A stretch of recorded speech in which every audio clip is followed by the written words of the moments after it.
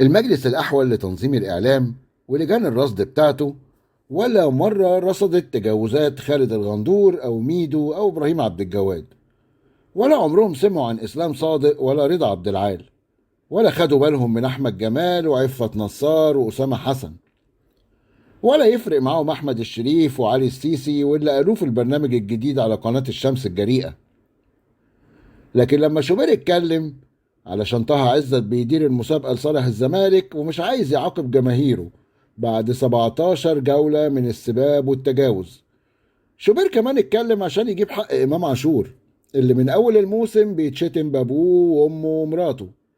فأول ما شوبير اتكلم قرون الاستشعار عند لجان الرصد انتفضت، والزملكاوية اللي في لجنة ضبط الأداء الإعلامي شعر راسهم وقف، وإبراهيم ربيع اللي توعد شوبير أول ما تعين حواجبه نطرت لفوق، وهبوا كلهم هبة رجل واحد لنصرة الحق والمحافظة على الأكواد الإعلامية. يا سيدي على الأكواد. وقال إيه شوبير بيحرض الجماهير؟ طيب هي كانت فين اللجنة لما أحمد سالم المتحدث الرسمي لنادي الزمالك هدد كهربا على الهوا وقال له إن جماهير الزمالك لو شافته في الشارع معرفش هيعملوا فيه إيه؟ ده كان تحريض ولا كان تحريض بس بسمسم؟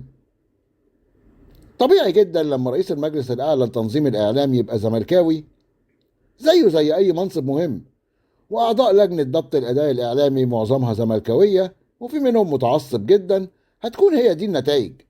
الانحياز للننوس في كل حاجة، من أول اتحاد الكورة بهاني أبو ريدة بتوجيه أحمد بوليد العطار، بالوزير المتعصب بلجنة الانضباط المنحازة بتاعته، برؤساء البنوك بتوع القروض من غير ضمانات.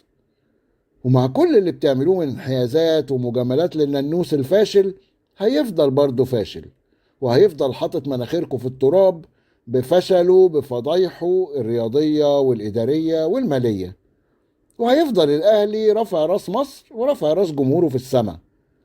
يا راجل ده حتى كشوفات المرتبات بتاعة الموظفين مش عارفين تطلعوها سليمة، لخبطتوا فلوس الناس في بعض والموظفين ماسكين في بعضيهم في النادي. صدق المسلسل والله لما قال أكبر بقالة في مصر. عموما انت منورنا يا باشمهندس خالد، شكلك هتطول معانا، مادام بتظلم الأهلي يبقى هتقعد جنب أخوك بتاع اللمساس وهيتجدد لكم سوا.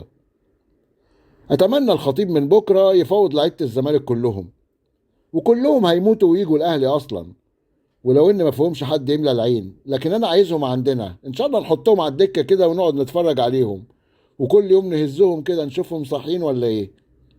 المهم تحرق قلبهم عليهم وخلاص. ده طلع في ناس كتير قوي ما عندهاش دم.